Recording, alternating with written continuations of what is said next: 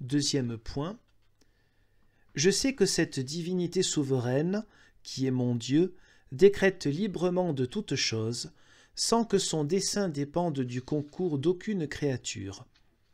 Il appartient en effet à l'imparfaite sagesse humaine de décider à la suite d'une déduction ou d'un exemple.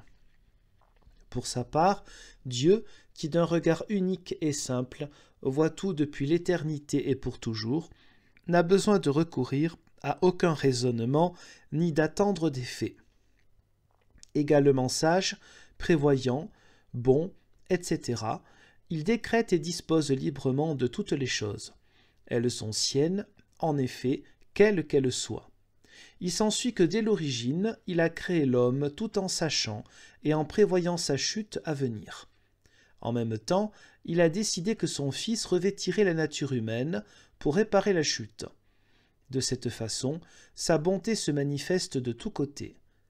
Celle-ci, en effet, comprenant en elle la miséricorde et la justice, a exercé sa justice en chassant l'homme, à cause de sa transgression, des demeures heureuses du paradis, en le liant au boulet du malheur humain et aux chaînes des faiblesses, en l'astreignant à la loi, qu'il n'accomplira jamais pleinement, bien qu'elle soit sainte.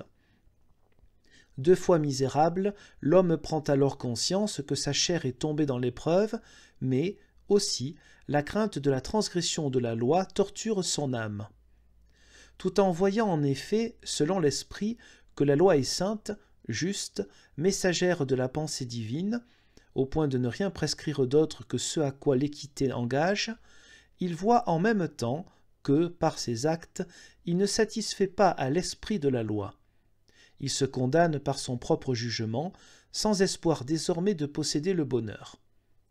Désespéré d'aller loin du regard de Dieu, il n'envisage rien que d'avoir à endurer le tourment du supplice éternel.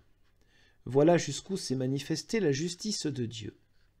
Mais, lorsque vint le temps de révéler sa bonté, qui n'avait pas moins décidé de montrer depuis l'éternité que sa justice, Dieu a envoyé son Fils pour qu'il assume notre nature sous tous ses aspects, sauf celui qui la porte au péché. Ainsi, devenu notre frère et notre égal, il peut être le médiateur qui offre pour nous un sacrifice agréable à la justice divine, qui ne doit pas demeurer moins sacro-sainte et inviolable que la bonté, afin d'assurer par là le monde de l'apaisement de la justice et de la bienveillante présence de Dieu.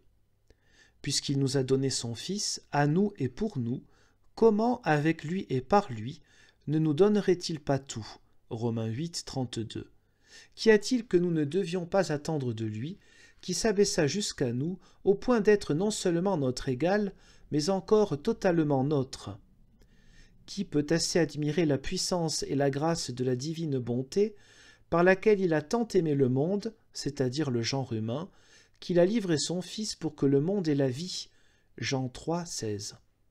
J'estime que là réside la source et le cœur de l'Évangile, que l'on trouve là, pour l'âme abattue, le seul et unique remède qui la rend à Dieu et à elle-même.